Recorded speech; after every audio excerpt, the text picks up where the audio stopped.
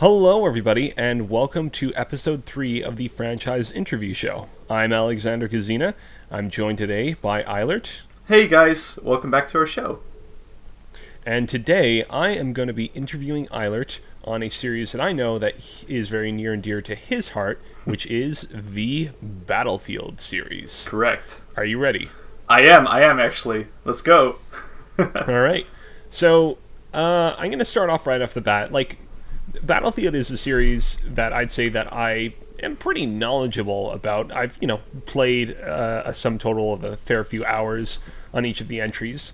But, I've not played them enough to really kind of gain a fundamental understanding of, what is it that Battlefield does that really sets it apart from other military shooters, in your opinion? So, and this is especially during the early days of the franchise, Battlefield really set itself apart by offering something that a lot of shooters, when they were still doing the whole, exploring the whole corridor shooting and Twitch shooting aspects of multiplayer gameplay, Battlefield actually took it to a whole bigger scale and had these insanely huge maps. Even in the first game that released, Battlefield 1942, had these insanely huge maps that you could just roam about freely and have all these different vehicles that you can take to certain objectives, capture spawn points with your team. This was something that wasn't really done by any other game before that, and I feel like Battlefield really made it streamlined, and also with the vehicle gameplay brought a whole new dimension of interesting gameplay to the first person shooter genre, and I think that's what really cemented Battlefield as a unique title among a whole sea of other first person shooters. Cool. You the way that you kind of speak it, you talk very kind of authoritatively. It sounds like you've kind of been with this series for quite some time. When did you get acquainted with it? So my very first Battlefield was actually Battlefield 1942. I remember playing it with the same good friend that I mentioned in my last video, or in our last video, the Command and Conquer one. We played it on his computer.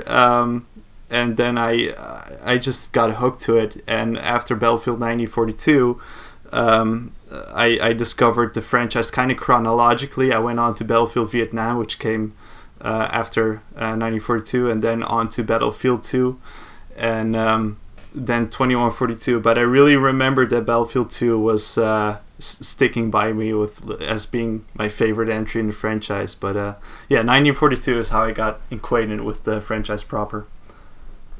Okay, cool. So from my perspective, the Battlefield series seems like it's kind of divided between the games that released before Battlefield 3 and the games that kind of released after Battlefield 3. Where, Battlefield 3, I remember being like this huge, massive mainstream deal. It was, put right up against Call of Duty Modern Warfare 3. People were review bombing both games on Metacritic with zeros. You already kind of hinted at, your favorite game in the series, but what would you say is your favorite game from specifically the pre-Battlefield era and kind of the post-Battlefield era? And are those, just jumping off of that, do those opinions differ a fair bit from what the rest of the fan base thinks? Yeah, I definitely agree with that. When Battlefield 3 came out, it split the player base into two camps, and I think this was mainly due to Battlefield 3 was the first game that really returned to its PC roots. You had Battlefield Bad Company 1 and 2 that kind of were made in this vacuum between Battlefield 2142 and Battlefield 3. So that was kind of the Battlefield formula in its core was kind of absent during that time. As for my favorite Battlefield entries from before Battlefield 3, I still have to say Battlefield 2, although 2142 is a really close contender, and I'll tell you why.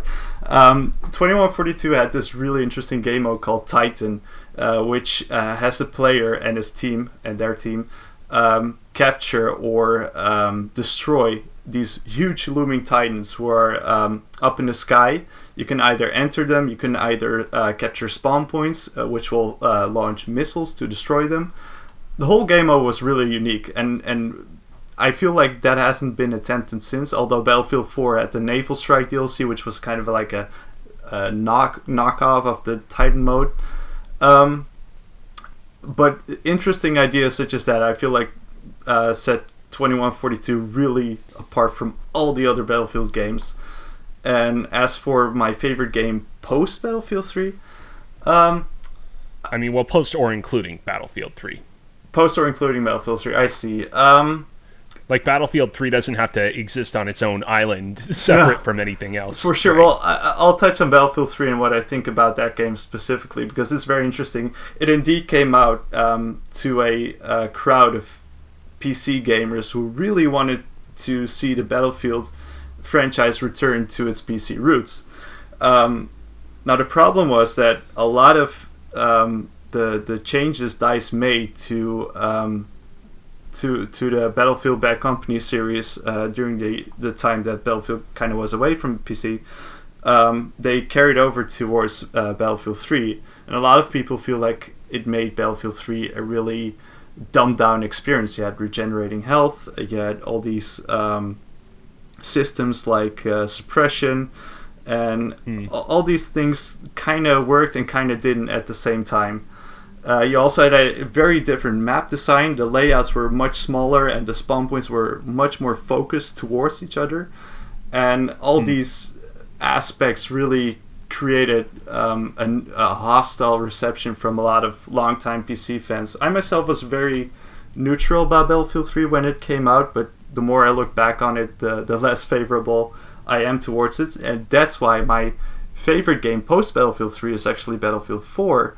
Surprisingly, a game that was really negatively received on release, but eventually grew into this really amazing game with a lot of interesting maps, and the DLC was spectacular. So I'd say Battlefield 4.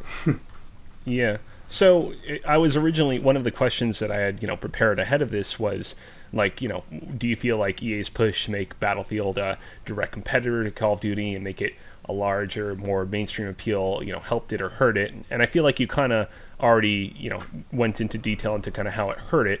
What would you say, though, like, EA's push to kind of make it a bigger, more mainstream kind of thing, like, in what ways did it help it? In what ways did the series arguably improve 3 onwards? Well, it definitely exposed it to a larger audience, and that has its own positives and negatives, of course. I'd have to say that they implemented a lot of features that rewarded team play. So you get points for whenever you revive players, and that was already in the previous game, but in this game it was already it was brought to a whole nother level, and everything you kind of did that helped the team capture spawn points or revive players or have players spawn on you, all these things were rewarded with points. And whether that actually made a tangible difference in gameplay, I do not really know. I don't know if DICE has ever released the data on that, but I do feel like it did help create less lone wolves on certain maps, which was a problem that the older Refractor Battlefield games definitely had. So I'd say if there's one positive thing about the whole consoleization of Battlefield, it would be that. Cool. So, earlier when you were talking about your favorite Battlefield games, including in post Battlefield 3, you said it was Battlefield 4. I was a little bit surprised that you didn't say Battlefield 1, because I feel like from my perspective, that game was like quite successful and quite kind of popular with the fan base. Am I correct in that? From what little I still pick up of Battlefield's fan base, I have to agree that Battlefield 1 struck a lot of the right chords with fans. To me, actually, although I feel that it was a good Battlefield, I feel like a lot of the design choices didn't really make sense. I feel like a lot of the maps had spawn points that were just so concentrated and close to each other that made huge swaths of any specific map redundant to explore. And then you also had certain vehicle types and weapons that they just didn't really make sense for the era the game was set in. You'd expect more semi-automatic weapons and not fully automatic weapons, and you'd expect more trench warfare as opposed to the more free roam type of gameplay that Battlefield 1 promoted. I feel like this is a problem that Battlefield Hardline, a spin-off of Battlefield, also had. But yeah, I feel like Battlefield 1 is a positive game. I'm not negative about it, absolutely not, but there are certainly things that it could have done better in the end. Yeah, so to that point, you briefly brought up Battlefield Hardline. Like, what was your kind of opinion? What's your kind of opinion as to why it is that Battlefield Hardline and most recently kind of Battlefield 5 didn't really kind of do it? Like, and I want to say I'm a little bit surprised with the latter instance, because with Battlefield 1, as we previously discussed, I feel like it was pretty popular with both diehard fans and with also casual fans as well. I remember a lot of mainstream games people talking about Battlefield 1's like vignette style campaign, and Battlefield 5 apparently did something similar, but you never hear anyone talking about 5. So, like, what exactly happened there? Yeah, I believe that Battlefield 5 in the end was just really mired in the controversy that it, up to its release, it had this crazy reveal trailer that a lot of people just didn't really know what kind of... Oh yeah, I remember that. Yeah, the aesthetic. People didn't really know what kind of game EA was trying to sell. A lot of people, I remember this actually, I went on Twitter the day the reveal trailer actually launched, and a lot of people thought it was a Frostbite rendition of this free-to-play cartoon Battlefield that released once called Battlefield Heroes. So a lot of people were actually like confused. What is this actually? Is this World War II? The weapons certainly suggest it, but it's too cartoony or too wild. And I feel like, I don't know, internet kind of exists in its own bubble, and I feel like a lot of negativity towards Battlefield 5 was kind of held strongly towards its release.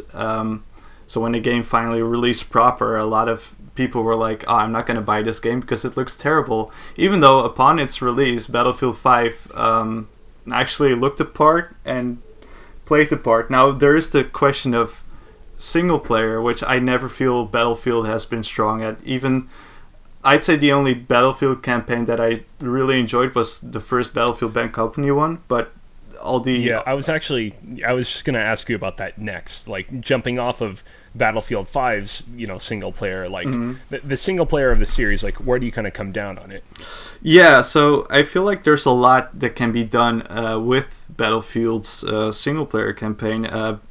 I don't know if you know this YouTuber called Super Bunny Hop, but he made a very interesting essay about it. I'm familiar with him. Cool. No, I feel like there's certainly opportunities. The problem with Battlefield's campaigns post Bad Company is that it tries to be Call of Duty where it should be trying to be Battlefield. So you have these campaigns that are really linear, are focused on set pieces, and it'd be interesting to have this campaign where the control is given to the player. You have this squad control similar to Republic Commando, and you are in control of directing people to capture certain things, to destroy certain things. I feel like the strength of Battlefield, or the Battlefield single player, should be to sell players the idea of what the multiplayer will eventually become. And if you have these large maps with people to control, people to give orders to, you can already prepare players to the multiplayer action that they'll be facing once they're done with the campaign. Quickly on the subject of Bad Company's campaigns, though, what I feel the first Bad Company campaign did right in this regard is it gave you a lot of control over different types of vehicles and other aspects of the game that were really reminiscent of the multiplayer gameplay. Also, the destruction was really emphasized. So I feel like what I said before, the single player should be a reflection of the multiplayer and not something that lives in isolation of that. Okay, interesting.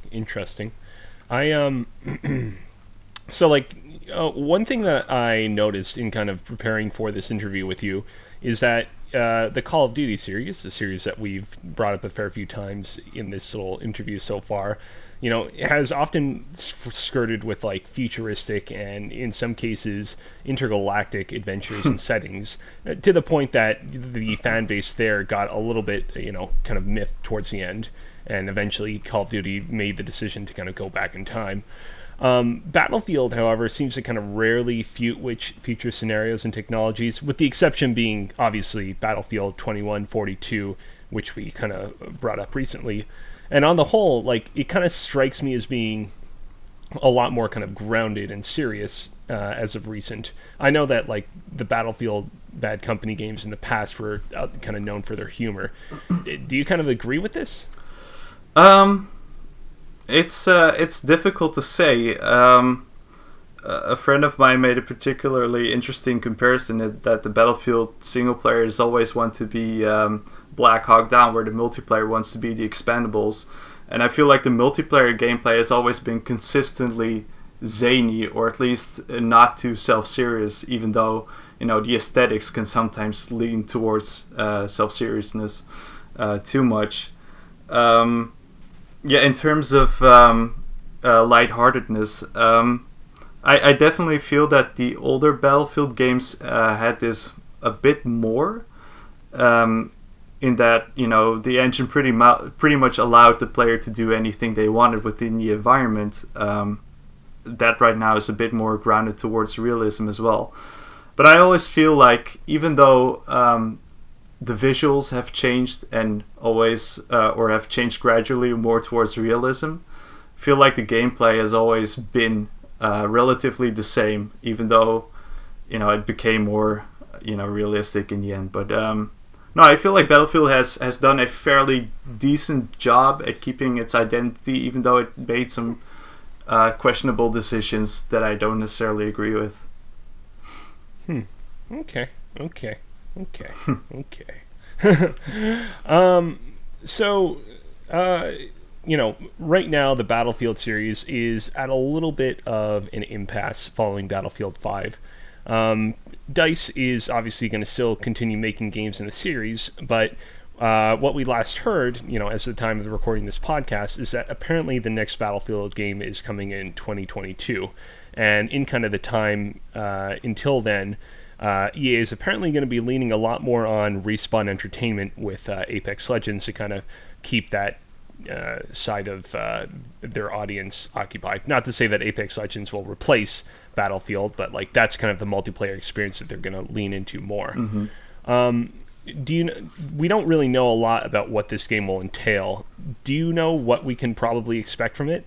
And I mean, like, to get more into specifics, do you think that we're going to get more of a kind of back to basics experience? It's going to be set in kind of like a modern combat scenario, kind of a la the most recent Call of Duty? For sure. I believe that you see this trend a lot now, where a lot of developers and publishers are kind of going back to their roots and reclaiming its former audience. In terms of time period, I think the next Battlefield will be a modern setting or a contemporary setting. I do also believe that it will just be a bit more grounded in terms of gameplay. Now it'll be interesting to see, I believe that someone leaked that it'll be like the fiscal year of 2020 or 2022 that it will be. It was EA themselves actually came out and said it. Oh, I see. And it was 2022, right? That was my understanding, yes. I see. Yeah, it'd be interesting to see what they do with that extra time now that Battlefield has kind of been on a pause. I'm always more a fan of these periods where the in between releases, where it's just drawn out and players can enjoy the last game in the franchise more and not feel forced to rush from one game to the next one and repeat that cycle every year or every 2 years. It'd be interesting. I believe that by then we'll also have the next generation of consoles, so perhaps bigger maps, more players. I I always believed that when I play Battlefield 2 as like a little kid, I believed that 64 players was cool at the time, but I always thought that that number was going to expand as, you know, technology progressed. So I always found it a bit odd that Battlefield held so true to that 64 player watermark, even though you have franchises like Call of Duty right now that have 64 players, even though they were always a 32 or 16 player focused franchise, right? So I do hope that Battlefield and the franchise as a whole at least, you know, show a bit more or take a bit more risk in order to shake up what is usual for the franchise. That'd be cool to see. I mean, it remains to be seen how quickly it takes off.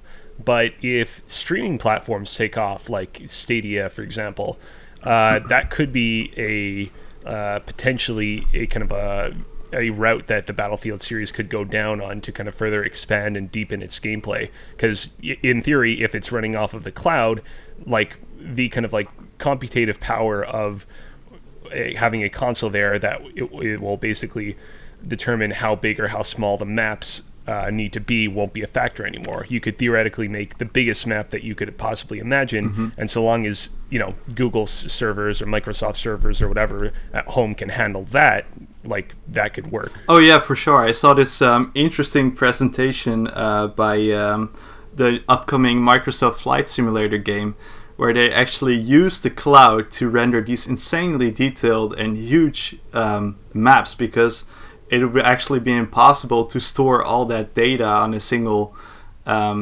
computer or console. You know, you have to fly your plane around the globe. So, yeah, they employed that technology for their latest game. And it'd be interesting to see if that same technology can actually be applied to Battlefield as well. And not even so much in terms of map size, but also things like destruction. I remember when destruction was a marketing gimmick that Battlefield relied so heavily on, and right now it's kind of, you know, it's not really anywhere. So maybe also like destruction having these huge skyscrapers that you can take down in real time rather than be a triggered event. That'd be so cool to see. Yeah. Which is, it's too bad, by the way, that that's no longer really like a marketing bullet point for the series or most other series in general, because that stuff always does look really cool. Yeah, for sure. I remember Battlefield 4 actually had this map called Siege of Shanghai, where you had this huge tower in the middle. They marketed the whole tower coming down as something called Levolution, where you could take out pillars beneath the tower, and so it would just kind of come crumbling down. But it was always a scripted event, you know. It was always triggered, and the tower always came down the same way, and it was really just a bunch of smoke and mirrors. And I believe that, you know, if they can use cloud technology to make that more realistic, it'd be interesting to see how that affects gameplay as well. I mean, do you think that like part of the reason why destruction physics and all that kind of stuff did, you know, died down in popularity is because of Battlefield 4's you know, lack of success? That because that game kind of never really, because of all the bad press surrounding that game, like that's why that kind of bullet point really died down from games in general? Yeah, I'm not really too sure about that. I believe that, yeah. I mean, I realize that's kind of that's a pretty like wide and that's a pretty huge question to ask, actually. Well, the interesting thing about Battlefield or about EA's marketing in general is that they always find these new things to highlight, and I feel like destruction at the time was just kind of a thing, and it was not really, you know, necessarily thought about or to emphasize. So I believe that EA always, or DICE always finds these new aspects of their game to emphasize for each iteration, and they just kind of move from a gameplay aspect to gameplay aspect in that regard. So, you know, I don't know. Destruction is still present in Battlefield 5, and it's even in some cases more realistic than how destruction was done in previous Battlefield games. But yeah, I have no idea why they did not really rely on that so heavily during the promotion of Battlefield 5. Okay, cool. Before we wrap things up, I have just two more questions here, so sit tight. So just to kind of briefly go back to our discussion earlier about what we can expect next from the Battlefield series in 2022, do you think that there's any possibility that we could get a more futuristic Battlefield either in 2022 or later on in the future? Because, seeing as how rarely the Battlefield series has gone with a more futuristic or sci-fi inspired series, I wouldn't think that fans would be as kind of like tired of it in the way that they got tired of it with the Call of Duty series. But again, you're kind of the expert on the series, so I don't know for certain. Do you think that could happen? Well, the fun thing is Battlefield 2143 was actually teased in Battlefield 3, I believe, and also Battlefield 4. There were these Easter eggs where I believe Battlefield 3 even had this little mini drone in the game with 2143 as numbers written on the drone. And so coming soon to Gamers channel, investigating Battlefield 2143. Yeah, exactly. But if you look at the history of Battlefield as a whole, there's always been this trend of teasing what comes next in their current games. So for a long time, people believed that 2143 was naturally coming as well because all the teasers suggested it. The point is, before EA bought the Battlefront license from, or acquired the Battlefront license from LucasArts and Disney, that was always a consideration. But now you have the Battlefront franchise, which serves as its own futuristic setting within a Battlefield mold. So I believe the Battlefront franchise has kind of made the necessity for a futuristic Battlefield redundant in a way, and that is not to say that a 2143 game may never happen. I believe that right now the EA would rather play to their strengths and have DICE develop something that is relatively safe in terms of a financial investment, and I believe that having contemporary gameplay, a modern Battlefield, if you will, it is that for them. And again, certainly it's not too similar to the Battlefield series. It's not a replacement for it by any stretch. But I also imagine that with Apex Legends currently on their portfolio, I feel like that kind of fulfills the futuristic first-person shooter series kind of category as well. Yeah, I've never really known how much a series like Battlefield and a battle royale shooter really compete with each other. You've certainly had Battlefield try its hand at a battle royale game mode with Battlefield 5 Firestorm, I believe it's called. So I don't know if EA feels like those two franchises are really taking players away from each other or not. But yeah, it could be that they're just they don't really see the use of making Battlefield anything zanier or wilder than it already is, and just playing to what's safe for them. All right, cool. My one last and final question of the day is, if somebody wants to try and get into Battlefield right now, kind of what would you recommend that they do? Do you recommend that they wait for this new entry in 2022 to arrive and, hopefully reboot things for the better? Or would you recommend that they jump into one of the current active Battlefields? And if so, which one? Well, the old die-hard fan in me wants people to be exposed to the old Refractor games because they really have a certain charm. But I realize that they're not really popular anymore, and from a gameplay perspective, they're outdated horribly. Currently, I'd say Battlefield 5 is a safe investment. I believe it's a pretty decent game with pretty decent map design. EA has already announced that they'll support it until the next one comes out. So I don't really feel like you can go wrong there. but any recent Battlefield game after Battlefield 3 is fine because they're all currently still supported. They're all they all still have cool. A lot of players. So yeah. Okay, great. Well, thank you so much, Ailert. I learned a lot about the Battlefield series, and I hope that you listening at home did as well. If you want to follow us, you can follow myself on Twitter at AlexCozina. You can follow me on at the Ailert. Subscribe to us here on this YouTube channel, the Gamers Plus. You can also subscribe to us on our other YouTube channel, Just Gamers. And yeah, be sure to support us on patreon.com/gamers as well.